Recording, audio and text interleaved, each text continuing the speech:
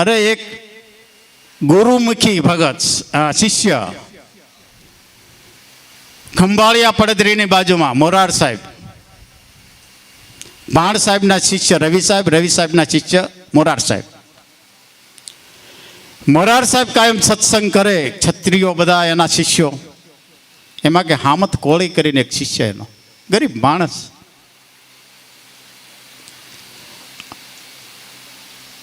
અને એ વખતે એક દિવસ મોરાર સાહેબે કીધું શિષ્યોને બધાને પરિસભામાં કે આ જેને જે માગવું હોય માગી લો, મને મોજ આવી છે. ગુરુ કે જેને જે માગવું હોય માગી લો. પછી બધાએ જેવી જેવી મતી હતી એવું માગ્યું. સાંસારિક સુખ માગ્યા, કોઈ સંતાન માગ્યા, કોઈ વૈભવ માગ્યા, કોઈ શરીરના સુખ માગ્યા, જેવી મતી હતી એવું માગ્યું. પણ ગુરુની નજર, મોરાર સાહેબની નજર પાછળ ગઈ એટલે પાછળ સામત પોતાનો શિષ્ય બેઠો હતો.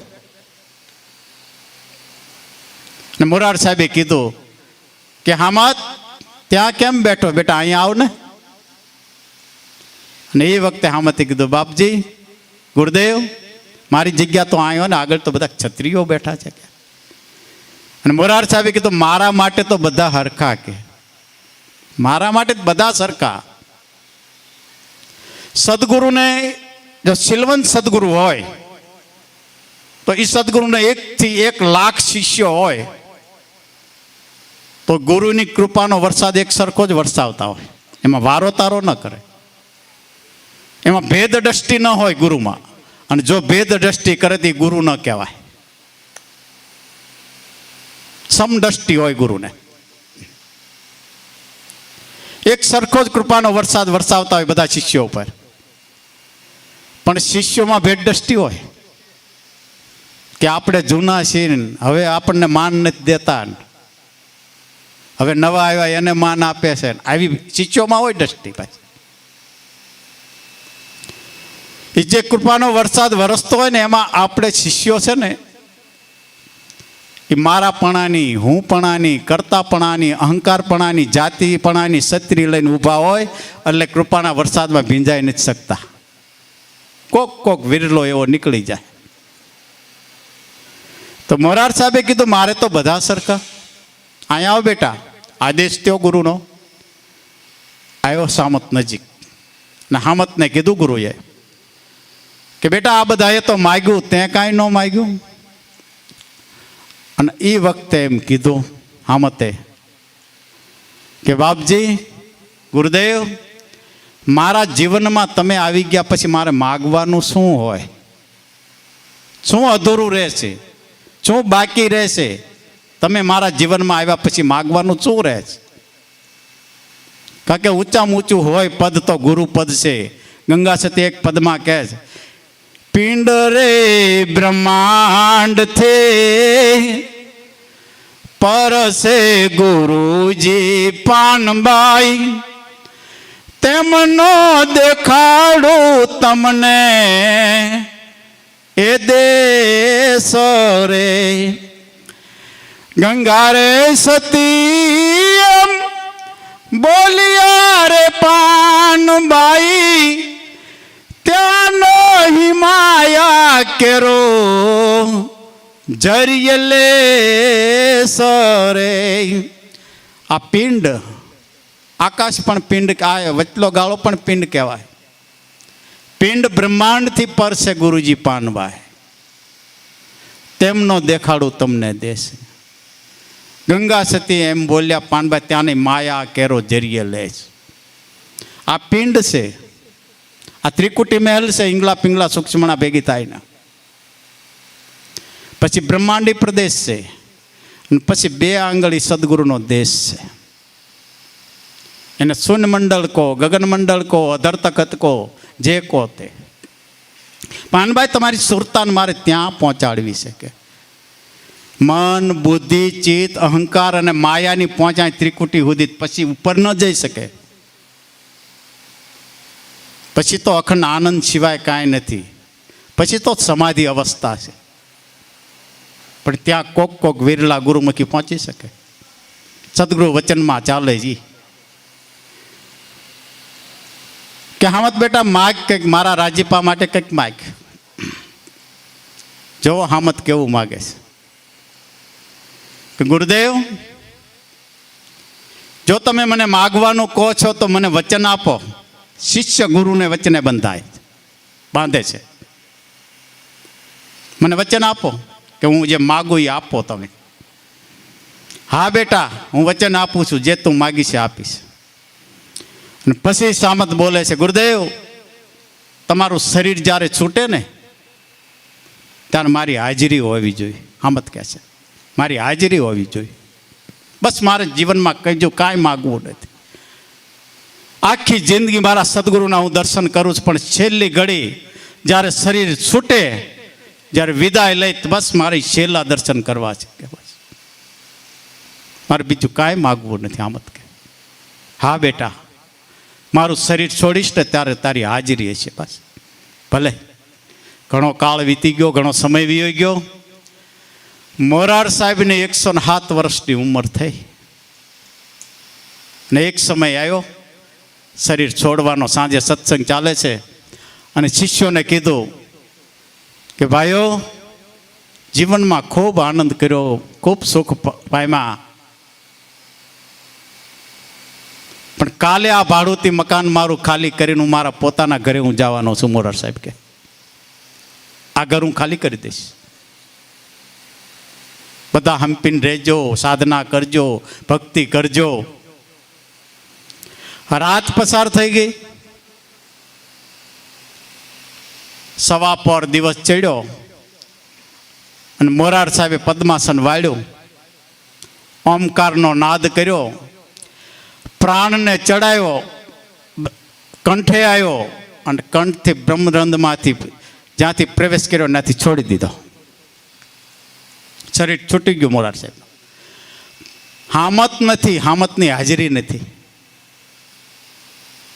એ 4 દિવસથી 12 ગામ વ્યવહારિક કામે ગયો છે હામત. ને હામત આવ્યો, સમાધિને 3 દિવસ થઈ ગયા છે. હામત આવ્યો, ખાટલા પર બેઠો છે ને પોતાની ઘરવાળીએ પાણીનો લોટો લાવ્યા. પાણીનો લોટો હાથમાં આપ્યો પણ પાણી હજી પીવા જાય ત્યાં એની ઘરવાળીએ કીધું, હા ભીડ્યો શું આપણા ગુરુ વિયાઈ ગયા? હે, આપણા ગુરુ વિયાઈ ગયા? અરે પણ આપણા ગુરુ ક્યાં વિયાઈ ગયા? કે ચેતી ગયા, એમનું શરીર છૂટી ગયું. પત્નીની આંખમાં આંસુ આવી ગયા. લોટો આપી દીધો ઘરવાળીને. ઊભા થયો હામત. ઘરવાળીને કીધું હું આવું છું. આવ્યો બજારમાં, ખંભાળિયાની બજારમાં. ચોરે ડાયરો બેઠા હતા ગુરુભાઈઓ બધા, કે આપણા ગુરુ ક્યાં ગયા? કે હામત ગુરુને 3 દિવસ થઈ ગયા, સમાધિ દેવાઈ ગઈ. કે મને સમાધિએ લઈ જાઓ હામત કે, મને સદગુરુની સમાધિએ લઈ જાઓ. સદગુરુની સમાધિએ લઈ ગયા. પાણી છાંટીને ફૂલ ચડાવ્યા, ધૂપ દીધો અને હામત માથું પછાડે છે સમાધિએ મોરાર સાહેબને. ગુરુદેવ, ગુરુદેવ આમ ન જવાય, આમ મને નોધારો મેલીને ન જવાય. મેં કયો ગુનો કર્યો હતો? અને ગુરુદેવ તમે વચન આપ્યું છે મારી હાજરી હોય ત્યારે તમારે શરીર છોડવાનું. આ વચન ચૂકી ગયા ગુરુદેવ. મેં માલ મિલકત તો કાંઈ માગી નહોતી, સંસારના વૈભવ નહોતા માગ્યા, ભૌગોલિક સાધનો નહોતા માગ્યા, ખાલી એક તમારા દર્શનની આશા હતી મારે. બહુ વિલાપ કરે છે હામત. પછી કહે છે ગુરુદેવ તો મને વચન નહોતું આપવું. તમારા જેટલા શિષ્યો છે એમાં હું ગરીબ એટલે આવો વ્યવહાર કર્યો મારી સાથે. હામત કહે છે મારી જાતિ હલકી એટલે આવો વ્યવહાર કર્યો. અને ગુરુદેવ તમે સત્સંગમાં એક વખત વાત કરી હતી કે કુરુક્ષેત્રનું મેદાનમાં મહાભારતનું યુદ્ધ પૂરું થઈ ગયું, પછી ભીષ્મ પિતા બાણસૈયા પર 6 મહિના સૂતા અને મોતને પાછું 6 મહિના ઠેલવું હતું. અવારનવાર મને કહેતા હતા. તો આ એક તમારા ગરીબ શિષ્ય માટે થઈને એક દિવસના તમારું શરીર રાખી શક્યા? એક વખત કીધું ને બીજી વખત આ ભીષ્મ પિતાની વાત કરી સામતે. સમાધિમાંથી મોરાર સાહેબ ઊભા થયા. ઊભા થઈને હામતને કીધું, શું કહેશ બેટા? કે ગુરુદેવ તમે મને વચન આપ્યું તમારે મારી હાજરી હોય ત્યારે શરીર છોડવાનું. મોરાર સાહેબ કે મારી રામની રજા નહોતી, કે મારે જવું પડ્યું, તો મને વચન નહોતું આપવું. કોણ વિશ્વાસ કરશે? ગુરુદેવ. મોરાર સાહેબ ધર્મ સંકટમાં મેકાણા. હામતની આંખમાં આંસુ પડે છે. ઠીક ગુરુદેવ, તમને જે સારું લાગ્યું એ તમે કર્યું, પણ આ વાત એક મારા જીવનમાં ખટકશે મને, કે મારા ગુરુદેવ મને વચન આપ્યું ને પાળ્યું નહીં. અને મોરાર સાહેબે કીધું, હામત ઓલા ભીષ્મ પિતાની વાત કરતો. અને હામત વાત કરે છે કે ગુરુદેવ સત્સંગમાં તમે અવારનવાર કહેતા હતા કે ભીષ્મ પિતા બાણ સૈયા ઉપર સૂતા સૂતા મોતને 6 મહિના ઠેલવું હતું પાછું. એ વખતે મોરાર સાહેબ કહ્યું, હામત હવે તારા માટે થઈને ભીષ્મના 100 ને મોરારના 12 જા. 12 મહિના જીવ્યા શિષ્ય માટે થાય. આવા શિષ્યના સદગુરુ હતા. આ કરસંગ બાપુ ભૂલી ગયા છે જવાનું. આ સંત વચન યાદ દેવા છે કે મને વસ્ત્ર આપો. અને તરત જ જળમાં ઉતર્યા કરસંગ બાપુ. કમર સુધી જળમાં ઉભા રહ્યા. પોતાનું જે વસ્ત્ર પહેર્યું હતું એ વસ્ત્ર કાઢીને નીચોવીને સંતને આપે. લ્યો મહારાજ. સંત વસ્ત્ર લઈને કરસંગ ભગતને કહે છે, આવજે હો, હું તારી રાહ જોઈશ. જે પહેલા આવ્યા હતા એ બીજા સ્વરૂપે આવ્યા છે. આવજે, હું તારી રાહ જોઈશ. કરસંગ ભગતને એમ કે ગામમાં જાય છે. સંત વિદાય થઈ ગયા. ગામમાં જાય કે ક્યાં ગયા ખબર નથી. કરસંગ ભગત ઊભા ઊભા વિચાર કરે જળમાં કે મારા ગામની કોઈ વ્યક્તિ નીકળે તો એની પાસે વસ્ત્ર હોય તો વસ્ત્ર લઈને પહેરીને હું ઘરે જાઉં અને સંતની સેવા કરું. ને એની પાસે વસ્ત્ર ન હોય તો મારા ઘરે મોકલું, ત્યાંથી વસ્ત્ર લાવીને મને આપે અને પહેરીને હું જાઉં ને સંતની સેવા કરું. ઘણો સમય વીતી ગયો, કોઈ વ્યક્તિ દેખાતી નથી. અને ધીરે ધીરે ધીરે ધીરે પોતાના જે હાથ હતા એ સાથળ ઉપર ગયા. ત્યાં વસ્ત્ર પહેર્યું તો આ બીજું પ્રમાણ મળ્યું. વસ્ત્ર પહેર્યું હતું અને નક્કી થઈ ગયો. જળમાંથી બહાર આવ્યા અને ઘરે આવ્યા. વસ્ત્ર બદલાવીને ગામમાં આવ્યા. ગામના ચોરે જે માણસો બેઠા હતા કે ભાઈઓ કોઈ સંતના દર્શન કર્યા, સંતને જોયા? પણ કોઈ કહેતું નથી સંતના દર્શન કર્યા. અમે તો સવારના બેઠા છીએ, કોઈ સંતના દર્શન કર્યા નથી. સમઢિયાળાની ગામની શેરીઓમાં ફર્યા કરસંગ, પણ કોઈ કહેતું નથી સંતને જોયા. અને નક્કી થઈ ગયું મારા સદગુરુ મને યાદ અપાવવા આવ્યા. અને એ સાંજ પડી, પરિવાર બેઠો છે, કલબા, વક્તુબા, મનુભા, ને માંગણી કરી, બાપુ મારે ગિરનાર જવું છે, મારે જુનાગઢ જવું છે. પણ બાએ તરત ના પાડી કે ના બેટા, ગિરનાર નથી જવું. એ સમય એક એવો હતો જે ગિરનાર જતા એ સાધુ થઈ જતા, ને સાધુ થવું એ ગિરનાર જતા હતા. એક સમય એવો હતો કે બેટા તું સાધુ થઈ જાતો, અમે નથી માનતા અમારો દીકરો સાધુ થઈ જાય. એ તો એક મેનાવતી જ કહી શકે પોતાના દીકરાને કે આ રાજપાટ નહીં છોડ, આ તારી રાણીઓ જે પટરાણીઓ તને છે સુગંધિત જળથી જે સ્નાન કરાવે છે ને, હું પણ તારા પિતાને એક વખત આ રીતે સ્નાન કરાવતી હતી. ઈ કાયાનું પણ રાખ થઈ જાય બેટા. આવા શબ્દો કીધા, જ્ઞાન થઈ ગયો. તો હવે શું કરવું? ભેખ લઈ લે સાધુ અને હરિભજી લે કે એ એક જ કહી શકે. ભલે કે કરસંગ બાપુ માને સમજાવે છે, મને જવા દો, ગિરનાર જાવ. મારા સદગુરુ મને બોલાવે છે. મારા સદગુરુ વગર હવે હું નહીં જીવી શકું. ના બેટા, મારું મન માનતું નથી, તને જવા દો. એક અઠવાડિયું આ જીત હાલી. રોજ વાળું પાણી કરે ને કરસંગ બાપુ માતા પિતાને કહે, બાપુને ને બાને, મને ગિરનાર જવા દો, મને ગિરનાર જવા દો. મારા સદગુરુ રાહ જોવે છે મારી. એક દિવસ કલબા બાપુએ પોતાના બાપુએ કીધું કે જવા દો ને એને. પછી બાએ કીધું કે હા જાઓ, પણ એકલા નહીં, મનુભાને સાથે લઈને જાઓ.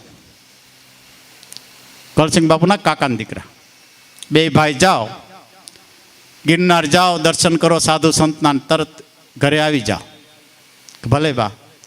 વાર તિથિ નક્કી થયા જવાનું. જવાનું તો એના આગલે દિવસે ભાતા બનાવી દીધા બાએ ભોજન માટે, અને બીજે દી વિદાય આપે છે અને ચાલવાનો સમય હતો. જાઓ બેટા બે ભાઈ, ભગવાન તમારી રક્ષા કરે. જ્યાં ભૂખ લાગે ને જમી લેજો, થાકો ત્યાં આરામ કરજો, ને ગિરનાર દર્શન કરીને તમે સીધા વહેલા વહેલા ઘરે આવી જાઓ. ભલે બા. અહીંયા રવાના થયા કરસંગ ભગત ને મનુભા. સમય જાતા જાતા જાતા ગિરનાર આવ્યા. ભવનાથ તળેટીમાં. ભવનાથ તળેટી પાસે જે પહેલા સંત આવ્યા હતા, રામેતવનજી, જે સસલામાં ચેતન પૂર્યું હતું, એ ઊભા હતા. દૂરથી દર્શન કર્યા પોતાના સદગુરુને અને હળી કાઢી. સદગુરુના ચરણમાં પડી ગયા, દંડવટ કર્યા. ગુરુએ ઊભા કર્યા, માથે હાથ ફેરવ્યો, બેટા આવી ગયા. કેટલા સમયથી હું રાહ જોતો હતો, કેટલા સમયથી. હે રામકૃષ્ણ પરમહંસને પહેલી દ્રષ્ટિએ જ્યારે વિવેકાનંદ મળ્યા અને હાથ પકડી લીધો હતો વિવેકાનંદનો, કે બેટા કેટલા જન્મથી તને ગોતું છું. રામકૃષ્ણ પરમહંસ, કેટલા જન્મથી તને ગોતું છું, હવે મને છોડીને ન જાતો. ગુરુની આંખમાં આંસુ આવી ગયા.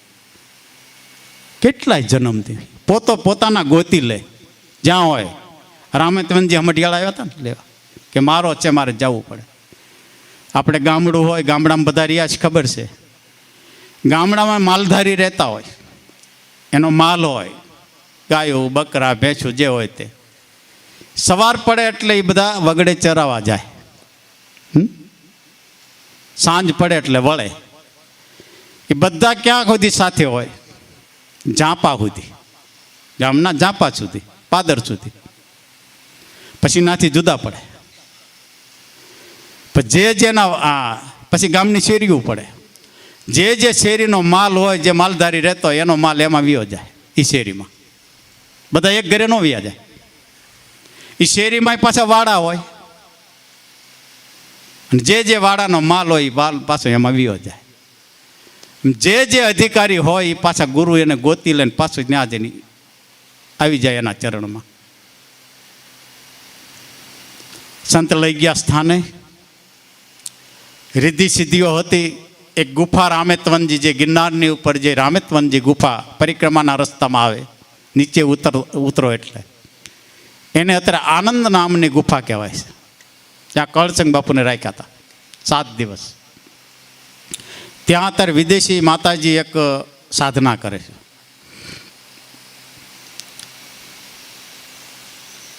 ભોજન કરાયું. ત્યાં ગયા હતા તો ભોજન તૈયાર હતું ગુફામાં. ભોજન કરાયું કે હવે આરામ કરો, થાકીને આવ્યા છો, આરામ કરાયો. સાંજ પડી. સાંજ પડી એટલે વળી ભોજન કરાયું. બેઠા છે ગુફાની બહાર. અને એ વખતે કરસંગ બાપુ કહે છે, ગુરુદેવ મને ઉપદેશ આપો, મને મંત્ર આપો. પણ સંત છે એ સાંસારિક વાતો પૂછે છે. છો ગામમાં બધા મજામાં? વરસ પાણી કેમ છે? બસ આવું બધું પૂછે છે. ઉપદેશમાં લક્ષ્ય નથી આપતા. હજી માટલું કાચું છે કે પાકું છે હજી જોવે છે ગુરુ. અને એ વખતે જ્યારે મુક્તાબાઈ હતા ને, ગોરા કુંભારને મુક્તાબાઈ, ત્યારે એકનાથજી સત્સંગ કરતા હતા. પછી શિષ્યો બધા બેઠા હોય અને ગોરા કુંભાર પાછળથી આવે છે અને બધાને માથામાં ટપલું મારતા જાય. કુંભાર હતા એટલે ટપલું રાખતા હતા ઓલું માટલાના ફિનિશિંગ માટે, એટલે બધાને ઓલા મારતા જાય. એમાં જે એકનાથ જે હતા એના માથામાં માર્યું સત્સંગ કરતા હતા. ઓલામાં બધાના માથામાં મારતા ત્યાં જ ન બોલ્યા, પોતાને આવ્યું ત્યારે બોલ્યા કે હે ભગત આ શું કરો છો? એ વખતે પછી ગોરા કુંભારે કીધું તમે સત્સંગ ચાલુ રાખો, કે હું તો જોઉં છું. કે શું જોવું? હું આટલા વર્ષથી સત્સંગ આમાં માટલા આમાં કોના પાક્યા, માટલું કાસું કોનું છે ને પાક્યું કોનું છે એ હું જોતો હતો. તા કોનું પાક્યું છે અને કોનું કાસું? કે જે આ બધા સાંભળે ને એનું પાક્યું, તારું હજી કાસું છે. તારે જો અહંકાર આવી ગયો, ક્રોધ આવ્યો કે તારામાં, હજી તારું કાસું છે. કે આ બધાને માર્યા હતા, એ કેમ બોલ્યા નહીં? કે આમ સદગુરુ આ જોવે છે હજી, આને જિજ્ઞાસા કેટલી છે. રોજ જાય ગિરનારમાં, જ્યાં સાધુ સંતો તપસ્યાઓ સાધનાઓ કરે છે, ભજન કરે છે, ત્યાં દર્શન કરાવવા લઈ જાય. સાંજ પડે પાછી ગુફાએ આવી જાય. 7મો દિવસ આવ્યો, 7મી રાત ભોજન કરીને ગુફાની બહાર બેઠા છે. હવે સંત આજ પૂછે છે બે ભાઈને કે તમે બે ભાઈ શું ઈચ્છાથી આવ્યા છો? પેલા મનુભાઈને પૂછે તો મનુભાઈએ કીધું મારે લગ્ન કરવાના છે, મારે સંસાર માંડવાનો છે. કે હા તું લગ્ન કરી, તારા ભાગ્યમાં લગ્ન છે. પછી કળસંગ બાપુને પૂછે કે બેટા તારી શું ઈચ્છા છે, શું ઈચ્છાથી આવ્યો છું? એ વખતે કળસંગ બાપુ કહે છે કે મારે ઈશ્વર પ્રાપ્તિ કરવી છે, મારે આત્માની ઓળખાણ કરવી છે. હું કોણ છું મારે જાણવું છે. અને એ વખતે સંત કહે છે કે બેટા ઈશ્વર પ્રાપ્તિ તો બહુ કઠિન માર્ગ છે, બહુ કાંટાળો માર્ગ છે, ખાંડાની ધાર જેવો માર્ગ છે, બહુ દુઃખદાયી માર્ગ છે. તો કળસંગ બાપુએ કીધું ગુરુદેવ તમારી કૃપા જો મારી સાથે રહેશે અને સતત રહેશે તો ભલે કાંટાળો હોય, દુઃખ ભરેલો હોય, પીડાદાયક હોય, ખાંડાની ધાર જેવો હોય, હું સહજતાથી પસાર કરી જઈશ તમારી કૃપા જો મારી સાથે રહેશે તો. અને એ વખતે નક્કી થઈ ગયું આ ઈશ્વર પ્રાપ્તિ કરશે. સોહમ નામનો મંત્ર આપે છે, આનું રટણ કરજે, તારો ભવ સુધરી જશે. ને ખાસ એક મેં પછી નીતિ શું, અનીતિ શું, ધર્મ શું, અધર્મ શું, પાપ શું, પુણ્ય શું, આ બધા રસ્તા બતાવ્યા. ને ખાસ એક તને કહું, તારે લગ્ન કરવાના છે, તારે લગ્ન કરવાના છે. સાધુ કોઈને લગ્ન કરવાનું કે નહીં, કર્યા હોય તોડાવે ખરા, કે નહીં. આય સંત રામેતવનજી કળસંગ બાપુને કહે છે કે તારે લગ્ન કરવા, તારે હજી એક ઋણ બાકી ચૂકવવાનું છે. હમણાં વાત થઈ ને શરૂઆતમાં, એકાબીજીના ઋણના ચૂકવવાના હિસાબે બધા ભેગા થાય છે એક સતની નીચે, જે પરિવારમાં હોય બધા, એનો હિસાબ પૂરો થાય એટલે હોના રસ્તે વહી જાય. તારે લગ્ન કરવાનું પહેલું માગું આવે એની સાથે તારે લગ્ન કરવાના છે.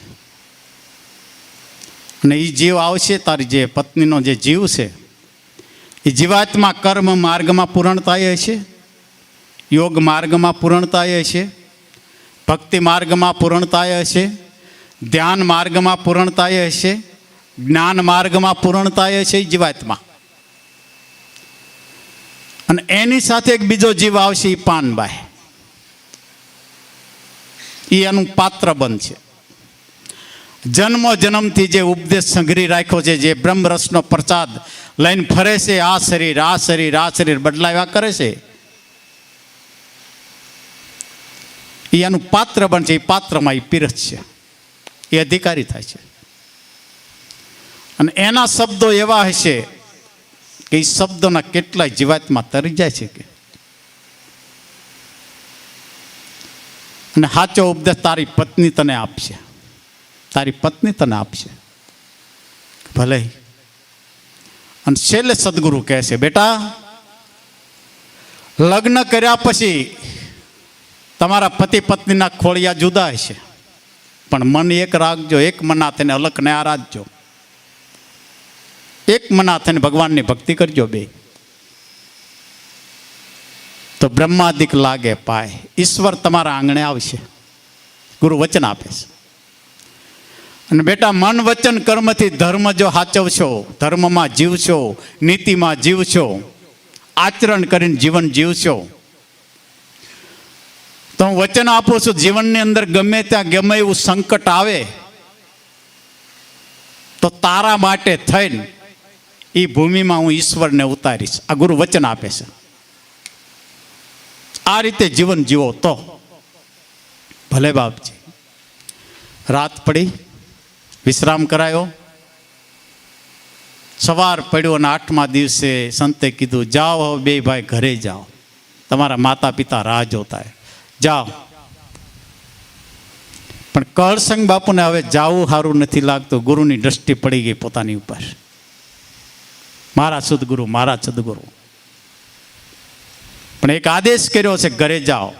લગ્ન કરવાનો આદેશ કર્યો છે, આજ્ઞા કરી છે. ઋણ ચૂકવવાનું છે પત્નીનું, મા બાપનું. વિદાય કરે છે. ગિરનારના પગથિયા ઉતર્યા. જ્યાં સામે આવ્યા હતા ભવનાથમાં, ત્યાં આવીને સંત અટકી ગયા, ઊભા રહી ગયા. કીધું કરસંગ બાપુને અને મનુભાને, જાઓ બેટા, ઈશ્વર તમને સહાય કરે, જાઓ જાઓ. આજ ગુરુ શિષ્યની એવી દશા થઈ ગઈ. એક ગા વિહાણી હોય, તાજો વાસડું હોય, અને એના માલિક બે ગાને, મા દીકરાને, ગાને ને વાસડાને જુદા પાડે. જે બેમાં જે વેદના થાય એટલી આજ ગુરુ શિષ્યને વેદના થાય, જુદા પડતા. ગમતું નથી, પણ એક મજબૂર છે. ગુરુને પણ ગમતું નથી, ન જાય, પણ મારે હજી એના ઋણ ચૂકવવા મોકલવો પડશે.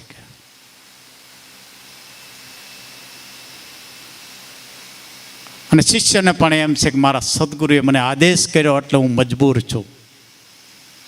મારા સદગુરુ છે, હું એમનો શિષ્ય છું, એટલે મારે એમનું વચન ઉપર ચાલવું પડે. વિદાય કરે છે. કરસંગ બાપુ અને મનોબા ચાલતા થયા. દ્રષ્ટિ ગુરુ ઉપર છે શિષ્યની, અને ગુરુની દ્રષ્ટિ શિષ્ય ઉપર છે. જ્યાં સુધી એકાબીજીની દ્રષ્ટિ પડી ત્યાં સુધી દર્શન કર્યા. અને જેવી એકાબીજીની દ્રષ્ટિ બંધ થઈ એટલે ગુરુ રામેત્વનજી ગિરનારના પગથિયા ચડીને એમની સ્થાને ગયા.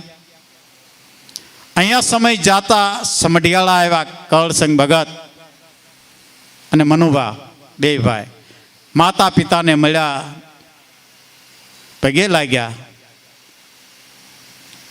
કારણ કે ગંગા સતી પાનબાઈ એક જગ્યાએ કહે છે, ગુરુના 4 પ્રકાર બતાવે છે કે પાનબાઈ 4 પ્રકારના ગુરુ છે. પહેલા ગુરુ માતા પિતા. પહેલા ગુરુ માતા પિતા કીધા કે જેના શરીરથી આપણા શરીર બને છે, જેના શરીરથી આપણા શરીર બને છે, એ પહેલા ગુરુ છે. એ પહેલા ગુરુને રાજી રાખવા. પછી તમે કાન ગુરુ કર્યા હોય, સદગુરુ કર્યા હોય, જો ઓલા ગુરુ રાજી ન હોય, ઓલા ગુરુ દુઃખી થતા હોય, તો ઓલા ગુરુની ગમે એટલી સેવા કરો, એ બધી પાણીમાં જાય, તમારી સાર્થક ન થાય. પહેલા એ ગુરુને રાજી પર રાખવાના. બીજા ગુરુ વિદ્યા ગુરુ, જે આપણને અભ્યાસ શીખવાડે છે, બેસતા શીખવાડે, બોલતા શીખવાડે, લખતા શીખવાડે, વાંચતા શીખવાડે, વિવેક શીખવાડે, એ વિદ્યાગુરુ છે. ત્રીજા ગુરુ સદગુરુ. સદગુરુનું ત્રીજું સ્થાન આપ્યું છે. આપણા અવગુણ કાઢીને ગુણ ભરે એનું નામ સદગુરુ. અંધકાર જે હોય અને એ કાઢીને જ્ઞાનરૂપી પ્રકાશ કરી દે આપણા હૃદયમાં, એ સદગુરુ. નકર શોષણ ગુરુ કહેવાય. આપણો અંધકાર જો દૂર ન કરે તો એ શોષણ ગુરુ કહેવાય. અને ચોથા સતગુરુ. સત કહેતા પરમાત્મા, ઈશ્વર, ભગવાન, પ્રભુ, હરિ, જે કહેતા હોય તે આખો સત્યથી ભર્યો છે. ગાંધીજીએ પણ કબૂલ કર્યું કે સત્ય એ જ ઈશ્વર ને ઈશ્વર એ જ સત્ય. એટલે સતગુરુ, ઓલા સદગુરુ, ઓલા સતગુરુ. આ ગુરુના પ્રકાર બતાવ્યા. માતા પિતા તો રાજી રાજી થઈ ગયા. મારા દીકરા ગિરનારજી આવ્યા, દર્શન કરી આવ્યા. પણ પછી તો જીવન એવું આમ નિર્મળ થઈ ગયું, દ્રષ્ટિ નિર્મળ થઈ ગઈ, કર્મ નિર્મળ થઈ ગયા. સમય જાતા રાજપરાથી માગું આવ્યું. જેસરની બાજુમાં ઊંડનું રાજપરા કહેવાય. ત્યાં સરવૈયા દરબારું, જીભાઈ સરવૈયા અને રૂપાળીબા, એમને 4 દીકરા ને 1 દીકરી. એ દીકરી આ ગંગાબા. ગંગા સતીના 2 નામ હતા, એક હીરાબા અને એક ગંગાબા. પણ ગંગાબાથી પ્રખ્યાત પાયમાં માગું આવ્યું રાજપરાથી. સ્વીકારી લીધું. પહેલું માગું ગુરુએ કીધું તો પહેલું માગું આવે એની હારે લગ્ન કરવાના છે. સગપણથી બંધાણા. સમય જતા લગ્ન લેવાના. સમઢિયાળાથી વેલ ગઈ. વેલમાં 3 જણા જાય, 5 જણા જાય, 7 જણા જાય, 9 જણા જાય, 11 જણા જાય. વરરાજા ન જાય. એનું જે ખાંડું તરવાર હોય એ જાય અને કન્યાને તેડી આવે અને અહીં આવીને ફેરા ફરે. આ વેલ હજી છે રિવાજ. વેલગન એ સમય હતો, 3 દિવસ વેલને રોકતા હતા. જાનું પણ રોકાતી હતી. સમય હતો એવો. અત્યારે કોઈ ટાઈમ જ નથી, વાડીથી જ સીધા.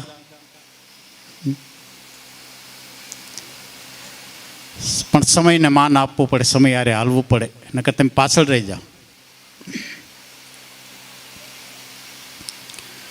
1 દિવસ, 2 દિવસ, અને 3જા દિવસે રાજપરામાં ગંગા સતીનો જન્મ થયો. એમની હારોહારની હમીરભાઈ ખવાસની દીકરી પાનબાઈનો જન્મ થયેલો. 2 બેનપણી ખાસ. 2 નાના હતા તારે એમના રમકડા કયા હતા.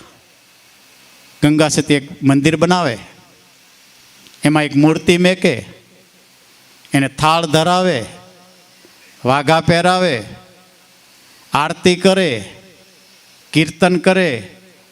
ગંગા સતી પાનબાઈના આ રમકડા હતા. ગયા જન્મોની ભક્તિનું જે પાતું હતું લઈને આવ્યા હતા. ધીરે ધીરે મોટા થયાના, સગપણે બંધાણા, લગ્ન લેવાના. 3જા દિવસે ગંગા સતીએ પોતાની બહેનપણીને કીધું કે પાનબાઈ, હા બા, તું ઉદાસ કેમ છો? મારા લગ્ન લેવાના છે, મારા લગ્ન છે, તું મારી બહેનપણી છો, અને આ ગામમાં કોઈ ખાસ બહેનપણી બીજી નથી. ગંગા સતી કે તું એક છો. હું તને 3 દિવસથી જોઉં છું, તું ઉદાસ કેમ રહેશ? ગંગા સતી કહે પોતાની બહેનપણીને, પાનબાઈ. પછી પાનબાઈ કીધું, બા, તમારા લગ્ન લેવાના છે, લગ્ન છે એટલે હું ઉદાસ છું. કે કેમ? કે સમઢિયાળાથી વેલ આવી છે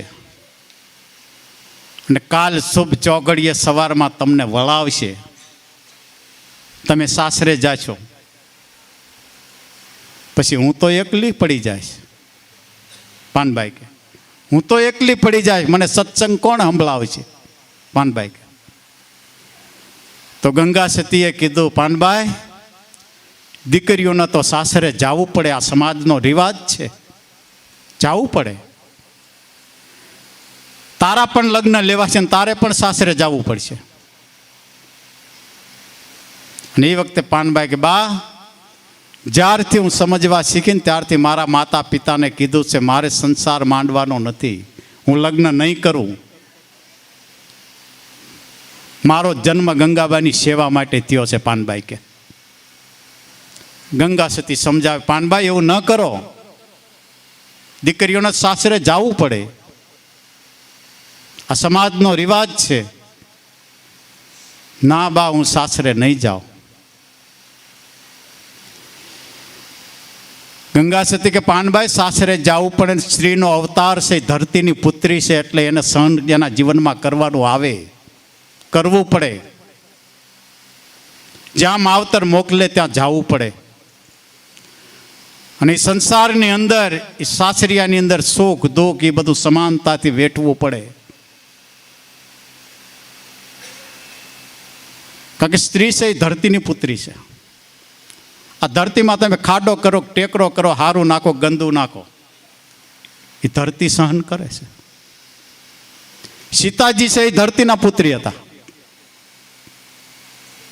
આટલું 14 વર્ષ દુઃખ પડ્યું છતાં એને ફરિયાદ ન કરી. અને જ્યાં જ્યાં સીતાજી બોલ્યા ત્યાં સમાધાન થયા છે. અને દ્રૌપદીમાં એટલો ફેર હતો, એ અગ્નિના પુત્રી હતા. અને દ્રૌપદી જ્યાં બોલ્યાના યુદ્ધના નગારા વાગ્યા છે. સીતાજી બોલ્યાના સમાધાન થયું, શાંતિ સવાણી. પણ દ્રૌપદી જ્યાં બોલ્યાના યુદ્ધના નગારા વાગ્યા, યુદ્ધ થયા છે. મહાભારતનું યુદ્ધ એ 2 શબ્દોમાંથી થયું. એક વખત ઝરૂખામાં દ્રૌપદી ઊભા હતા, દુર્યોધન નીકળ્યા. અને દ્રૌપદીએ એવી માયા કરી કે દુર્યોધનને કોરું હતું ને આ જળ દેખાણું, જળ હતું ને આ કોરું દેખાતું હતું. આવી એક માયા કરી. તો જળ હતું ને આ વસ્ત્ર નીચા હતા, એટલે જળમાં પલ્યા. આ જળ હતું ને એને કોરું દેખાતું, એટલે વસ્ત્ર નીચા રાખતા.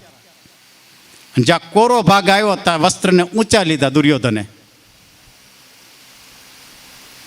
અને દ્રૌપદીના મુખમાંથી શબ્દો નીકળ્યા કે આંધળાના આંધળા જો હોય ને, એના પિતાજી આંધળા જ હતા, ધૃતરાષ્ટ્ર.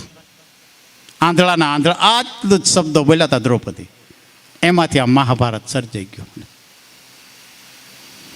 કે પાનભાઈ જવું પડે દીકરીઓને. અને માયરાની અંદર જ્યારે માતા પિતા હાથેવાળો હોંપે, ગંગા સતી કે દીકરીનો એના પતિના હાથમાં હોંપે હાથ, એક જ મિનિટમાં આ જન્મ લીધો ત્યાંથી માવતરમાં ઘરે હોય, આ મારું, આ મારું, આ વસ્તુ મારી, આ વસ્તુ મારી, આ વસ્તુ મારી. જેવો હાથ હોંપી દે તરત જ પોતાના એ પારખા થઈ ગયા. પારખા એ પોતાના કરવા જવાનું એને, દીકરીને પોતાના એ પારકા થઈ ગયા. પારકા છે એ પોતાના કરવા જવાનું. આખી જિંદગી સાધના કરે, તપસ્યા કરે. અને આજનો પુરુષ જો ઉજળો હોય ને, તો સ્ત્રીની સાધના કહો, ભક્તિ કહો, સાધના કહો કે ભજન કહો, એને જે સહન કરે છે ને ઘરમાં, બધા એનું સહન કરવાનું.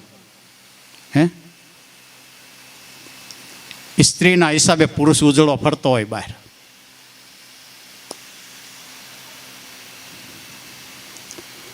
સ્ત્રી પરિવાર ગરીબ હોય, હાવ વ્યસનો હોય, પતિને ન ખાવાનું ખાતો હોય, ન પીવાનું પીતો હોય, ન બોલવાનું બોલતો હોય, તો એ ઘરમાં ગરીબી તો આવવાની છે.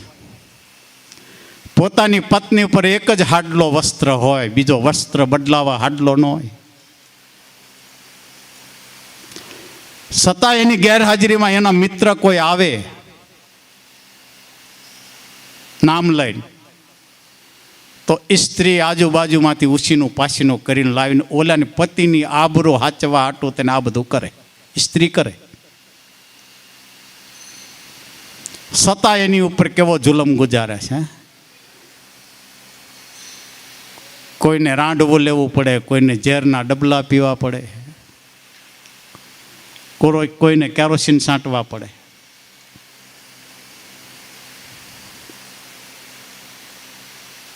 પાનબાઈ જવું પડે. અને છેલ્લે પાનબાઈ કીધું, બા મારા શરીરમાં પ્રાણ છે ને ત્યાં સુધી તો હું સાસરે નહીં જાઉં. ચોખવટ કરી દીધી પાનબાઈ. કેમ પાનબાઈ? બા હું તમારો પડછાયો છું, મારે તમારી સેવા કરવી છે. અને બા તમને એવો ભરોસો છે મારી ઉપર, તમે સમઢિયાળા સાસરે જાઓ ને મારા શરીરમાં હું મારા પ્રાણ ટકાવી શકું એવો ભરોસો છે, તો મને છોડીને જાજો. બા મને જો છોડીને સમઢિયાળા જાશો તો માછલાને જેમ જળમાંથી બહાર કાઢે જેમ તડપી તડપીને મરી જાય એમ હું તડપી તડપીને મારો પ્રાણ છોડી દઈશ પાનબાઈ કે. અને નક્કી થઈ ગયો ગંગા સતીનો, હવે પાનબાઈ મારી વગર નહીં રહી શકે. અને એક યુક્તિ કરી ગંગા સતીએ, પાનબાઈ હા બા તારે મારી સાથે આવવું છે. આટલું જ્યાં કીધું ત્યાં પાનબાઈમાં જીવ આવ્યો કે બા મને જો સાથે લઈ જાઓ ને તો મારો જન્મારો સુધરી જાય, મને સાથે લઈ જાઓ. અને ગંગા સતીએ કીધું એક રીતે સાથે લઈ જાઓ તને. કઈ રીતે બા? તને વડારણ તરીકે લઈ જાઓ. એ સમય હતો રાજાશાહીનો, વડારણ શબ્દ વપરાતો. દાસી, છત્રી સમાજની દીકરીના લગ્ન થાય એટલે બીજા સમાજની દીકરી એક કામ કરવા મોકલતા હતા, એને વડારણ કહેતા. અત્યારે દાસ કામવાળી કે તને વડારણ તરીકે લઈ જાઓ. અને ગંગા સતીથી કહેવાય ગયો, હા પાનબાઈથી કહેવાય ગયો કે બા મને વડારણ તરીકે લઈ જાઓ, ગમે એ રીતે લઈ જાઓ, દાસી તરીકે લઈ જાઓ, કામવાળી તરીકે લઈ જાઓ, પણ મને લઈ જાઓ, મારી બધી તૈયારી છે. અને બા તમે તો ગંગાનો પ્રવાહ છો, હું એક વૃક્ષનું સૂકું પાંદડું છું. પાનબાઈ કે તમારા ગંગાના પ્રવાહમાં હું પડવા તૈયાર છું, અને જ્યાં તમારે મને લઈ જાય હોય ત્યાં લઈ જાઓ. આ શરીર ઉપર તમારો અધિકાર છે બા. અને બા હું તમને ખાતરી આપું છું, જો મને સાથે લઈ જાઓ સમઢિયાળા તમારા પરિવારમાં, તમારા ઘરે બધું કામ કરી, સાધુ સંતની સેવા કરી, અતિથિઓની સેવા કરી, સગાવાલાની સેવા કરી. અને બા તમારા ઘરે જે ભોજન બને, રસોઈ બને જે ભોજન માટે, સાધુ સંત ભોજન કરી લે, સગાવાલા ભોજન કરી લે, તમારો કુટુંબ પરિવાર ભોજન કરી લે, અને વધે તો મને આપજો. પાનબાઈની એટલી તૈયારી હતી, વધે તો મને આપજો. અને બા હું તમને વચન આપું છું, ખાતરી આપું છું કે તમારા પરિવારમાં રહેતા કોઈ સુખની દુઃખની મારા શરીરમાં પ્રાણ રહે ને ત્યાં સુધી કોઈ ફરિયાદ નહીં કરું. પાનબાઈ કે પણ મને લઈ જાઓ. અને ગંગા સતી કહે ભલે પાનબાઈ, આજ અમારો પરિવાર સાંજે બેસશે બધા. બાપુ કે બા મને પૂછશે કે પાનબાઈ કાલે તો તમને વળાવવાના છે, તો વડારણનું કોઈ નામ નક્કી કર્યું? તો હું તારું નામ આપીશ પાનબાઈ.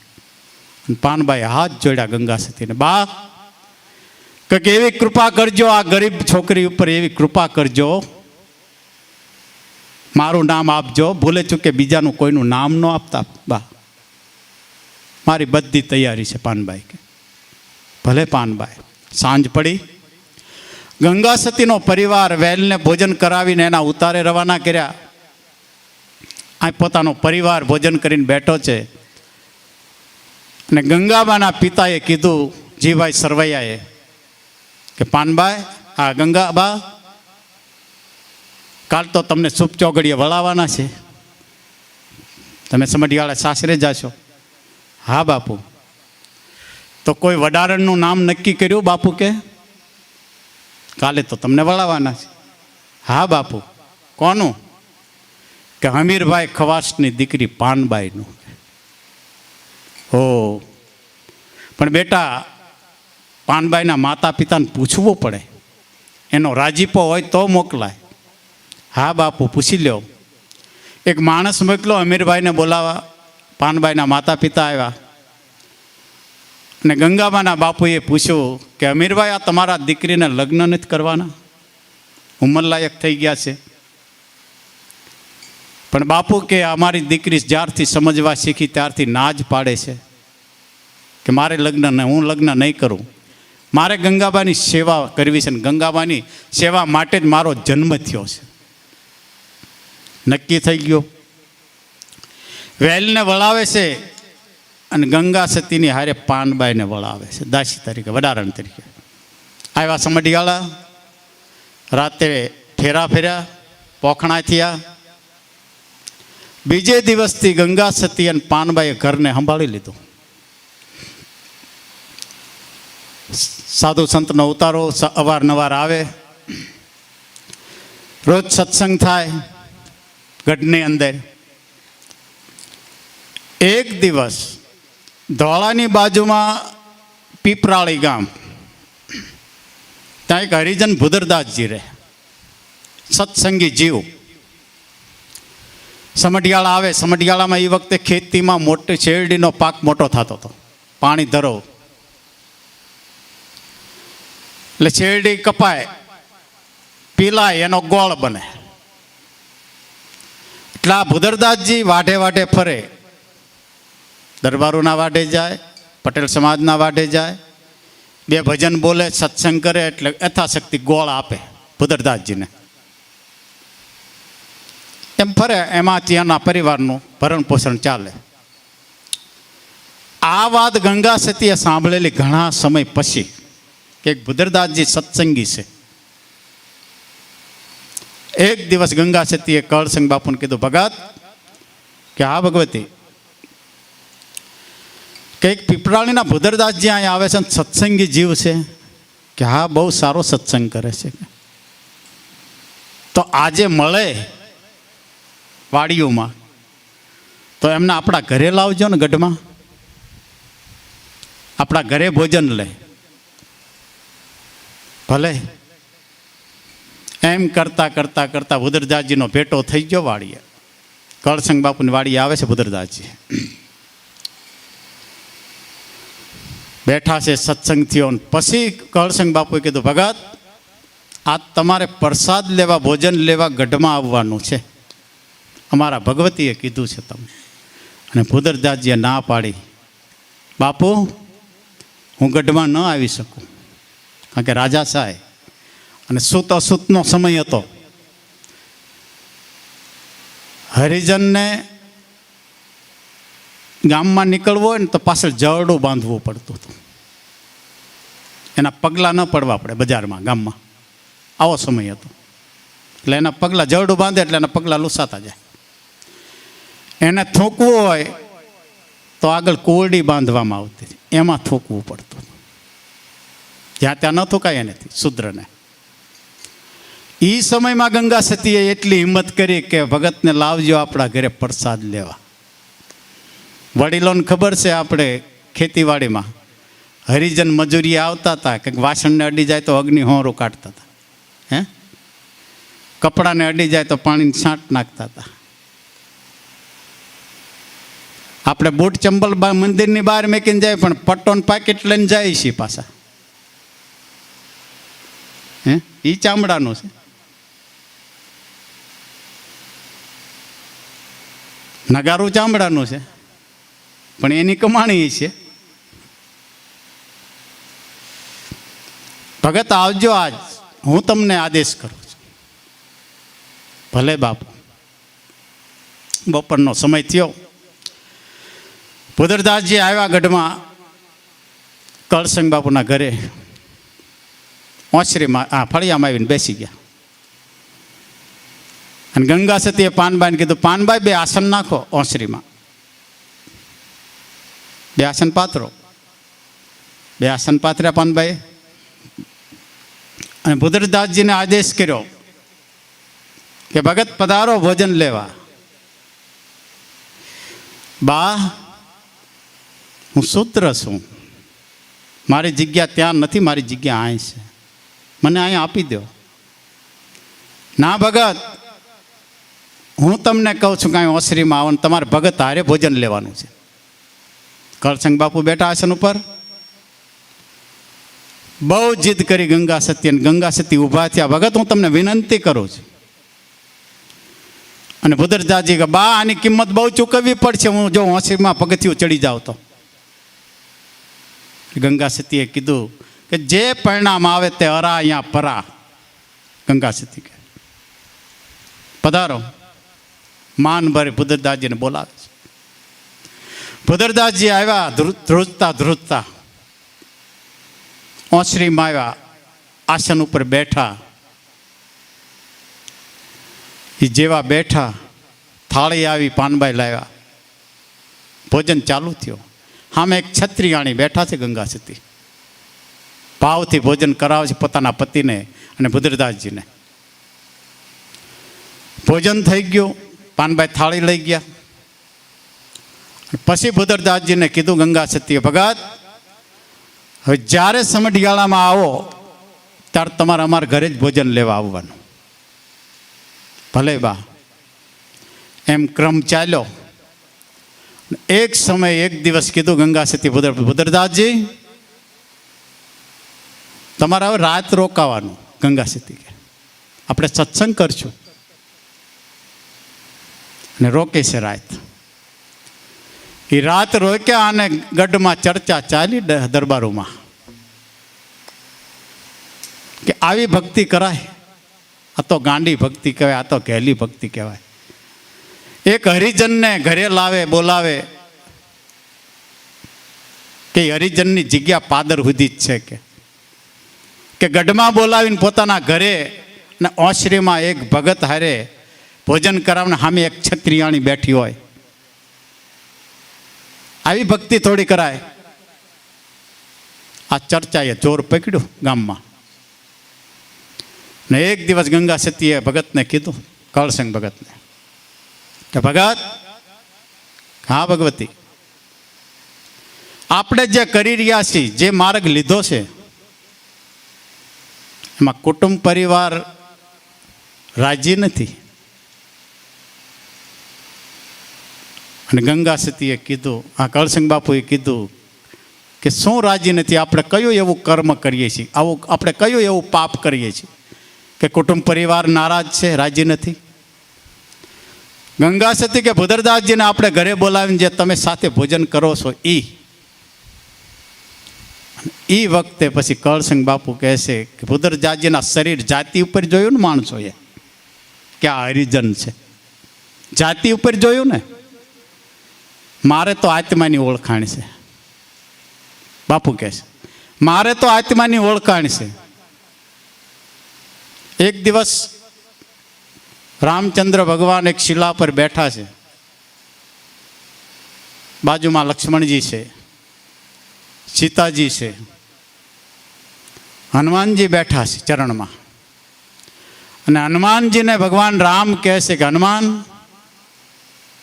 તારો ને મારો સંબંધ શું છે? ભગવાન કહે છે તારો ને મારો સંબંધ શું છે? આટલો બધો લગાવ છે તારી ઉપર. અને એ વખતે હનુમાનજી ભગવાનને જવાબ આપે છે કે પ્રભુ, તમે મારા સ્વામી છો એક રીતે જોવો તો, અને હું તમારો સેવક છું. બીજી રીતે જોવો તો તમે મારા નાથ છો અને હું તમારો દાસ છું. અને ત્રીજી રીતે જો તમે ને હું બે એક છીએ. હનુમાનજી કે આત્માની ઓળખાણે હું જાઉં તો તમે ને હું બે એક છીએ. એટલે બાપુએ કીધું મારે તો આત્માની ઓળખાણે છે, બધામાં એક જ છે, બીજો છે જ નહીં કે. અને બાપુએ નિર્ણય લઈ લીધો કે ભગવતી કુટુંબ પરિવારને જો આ વાત ન ગમતી હોય તો કુટુંબ પરિવાર એની રીતે આનંદ કરે, આપણે આપણી રીતે આનંદ કરીએ. નિર્ણય લેવાઈ ગયો, આપણે દરબારગઢ છોડી દઈએ, ભુદરદાસજી માટી થઈને દરબારગઢ છોડે છે. અને સમઢિયાળા અત્યારે જે સમાધિ સ્થાન છે કરસંગ બાપુ ગંગા સતીન પાનબાઈનું, એ 20 વીઘાની વાડી પોતાની ત્યાં રહેવાનો નિર્ણય લઈ લીધો. એમાં આવીને કાચા 5 ઓરડા બનાવ્યા. કરસંગ બાપુ, ગંગા સતી, પાનબાઈ, ભુદરદાસજી અને મનુભા 5 જણા ત્યાં રહેતા હતા. અને રોજ સત્સંગ કરે, સાધુ સંત આવે એની સેવા થાય. બાપુને 2 નિયમ હતા. એક 7 ગામના હનુમાનજીએ તેલ ચડાવવા જતા દર શનિવારે ચાલીને. એમાં જે સમઢિયાળાની ફરતા જે 7 ગામ છે, ભોજાવદર, ઇંગોરાળા, ખીજડીયા, રાજપીપળા, કાપડી, બોછડવા ને ચભાડિયા, આ 7 ગામ દર શનિવારે તેલ ચડાવે. 7 ગામના હનુમાનજીને તેલ ચડાવવા જાય. બીજો એક નિયમ હતો, ગામમાં શિવજી હતા એટલે જળ ચડાવવા 1 લોટો જાતા રોજ. સમય જાતા જાતા જાતા ભક્તિ પાકી અને ટેકવાળાને અટક આવી. ટેકવાળાને અટક આવે, જો પામરના કહેવાથી જો મન ડગાવે તો એવી, જો મન ન ડગાવે તેવી સતીઓ અમરાપુર જાવે ભક્તિને માટે. તમે જીવનમાં ગમે એ નિયમ લો, ટેક લો, એમાં ટેક આવવાની, કસોટી આવવાની. તમને નક્કી થાય કે આજે 11 કરવી જ છે, પણ હાંજ પડે તો માણા તમને ભંગાવે, આ ખવાય આમાં વાંધો નહીં, તો આપણું મન ડગી જાય. મીઠું ન ખવાય, ખારી સિંગ ખવાય કે, એટલે હાંજ પડે ત્યાં તમારી 11 ભાંગી જ હોય. પણ સામે ગમે એવું આવે, ગમે એવું કહે તો જોઈ લે નહીં, તો એ પૂરણ થાય. પણ તમે જાહેર કરો છો ને એટલે ભંગાય છે. જાહેર કરો ને એટલે. જેણે જેણે ગુપ્ત ભક્તિ કરી ને આ કસોટી નથી આવી, જેણે જેણે જાહેર કરી ને આવીને ઊભી રહી છે, સમજે. અને ભક્તિ તો સુરાપુરાની છે. ભક્તિ સુરાપુરાની, એમાં થાય કસોટી પુરાની. નકર થાય ફજેતી એ અધૂરાની. એ ભક્તિ સુરાપુરાની. જે હાલ્યા અને પાર ઉતર્યા એ સુરવીર હતા બધા. પણ ગંગા સતી એક જગ્યાએ પાનબાને એમ કે ભક્તિ કરવી અને રાંક થઈને રહેવું, મેલવું અંતરનું અભિમાન, સદગુરુ ચરણમાં શીશ નમાવીને કર જોડી લાગવું ઉપાય. ને આ રાંક પણ કે છે.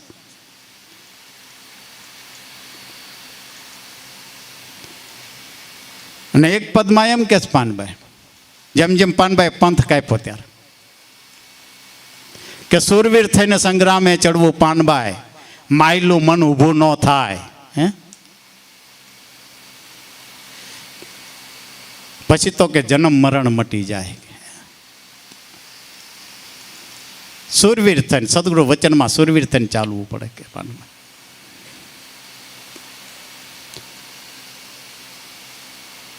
અને અહીંયા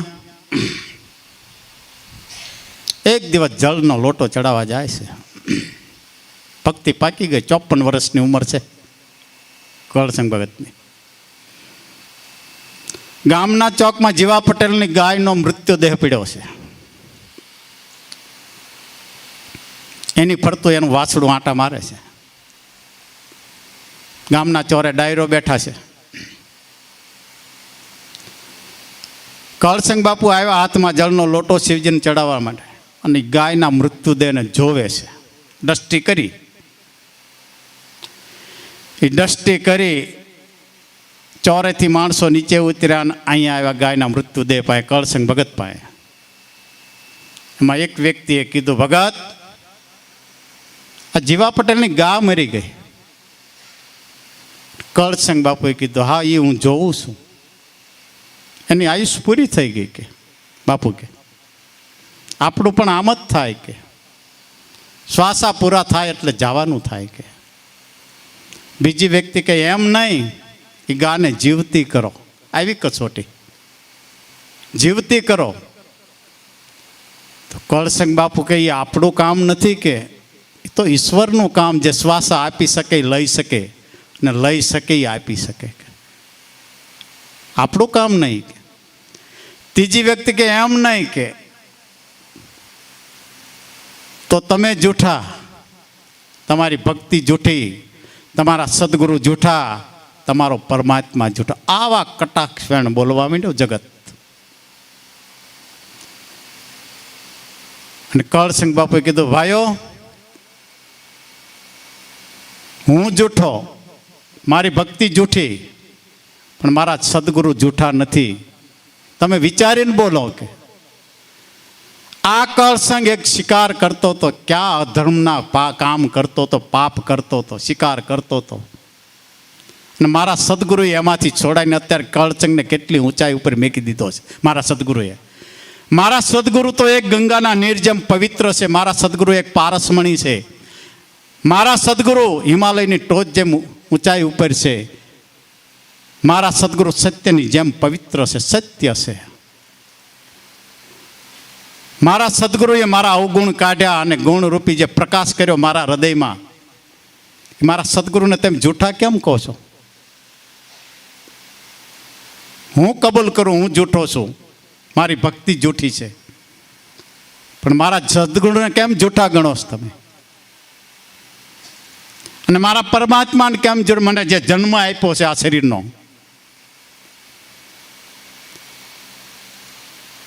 મારા જન્મ પહેલા ખોરાક તૈયાર કરી દીધો, એ ભગવાનને કેમ તમે જૂઠા માનો છો? આખો સત્યથી ભરેલો છે. કે મનુષ્ય ગમે તે ખાય પણ એ પચાવે છે પરમાત્મા. રાત્રે વિશ્રામ કરે ત્યારે તો શરીર મળું થઈ ગયું હોય, થોડી સમય થતા એને પાછો જગાડે છે. અને જન્મ આપ્યો છે એટલે આખું જીવન મારો જે વ્યવહાર છે એ ચલાવે છે, ભરણ પોષણ કરે છે. એને તમે જૂઠો કેમ માનો છો પરમાત્માને? એક વ્યક્તિએ કીધું, એક વાર નહીં 17 વાર તમે બધા જૂઠા. આ શબ્દ સાંભળ્યા ક્ષત્રિય સ્વભાવ જાગ્યો. અંજળી લીધી. સદગુરુએ વચન આપ્યું હતું ગિરનાર ઉપર કે જીવનની અંદર સંકટ પડે તો મને યાદ કરજો, તમારા માટે થઈને ઈશ્વરને હું ઉતારીશ. ગુરુએ આ વચન આપ્યું હતું.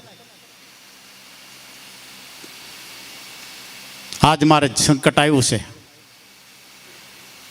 અને અંજળી લીધી હાથમાં અને ગુરુને યાદ કર્યા. હે સદગુરુ, હે પરમાત્મા, મન વચન કર્મથી જો હું સત્યના માર્ગે ચાલતો હોય, ધર્મના માર્ગે ચાલતો હોય, ભક્તિના માર્ગે ચાલતો હોય, નીતિના માર્ગે ચાલતો હોય, અને તમે કીધું એ રીતે આચરણ કરીને મારું જો જીવન જીવતો હોય,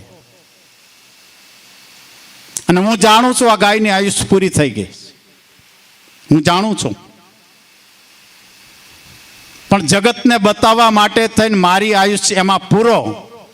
કળસંગ બાપુ કે મારી આયુષ્ય લઈ લો અને પૂરો એને ચેતન આપો, સજીવન કરો, અને જગતને બતાવો ભક્તિ જૂઠી નથી, સદગુરુ જૂઠા નથી, અને પરમાત્મા જૂઠા નથી. પ્રમાણ આપો. હે ગુરુદેવ, મારા જીવનમાં હું ક્યારેય કાંઈ નહીં માગું, મારું આ પહેલું ને છેલ્લું કામ એક કરો તમે. જો તમારો અધિકારી હોય તો, તમે જે મને રસ્તો બતાવ્યો એ રસ્તે હું ચાલતો હોય તો. એ અંજળી છાંટી, આયુષ્ય અર્પણ કરી. થોડો સમય થયો, ચેતન પૂર્યું, ગા સજીવન થઈ, ઊભી થઈ ને માલિકના ઘર બાજુ જવા માંડીને પાછળ એનું વાસડું. ઓલા જે માણસો બોલતા હતા થોડી વાર પહેલા, કટાક્ષ વેણો, આ દ્રશ્ય જોયું, પ્રમાણ મળ્યું, અને કળસંગ બાપુના ચરણમાં પડ્યા કે અમે તમને ઓળખ્યા નહોતા.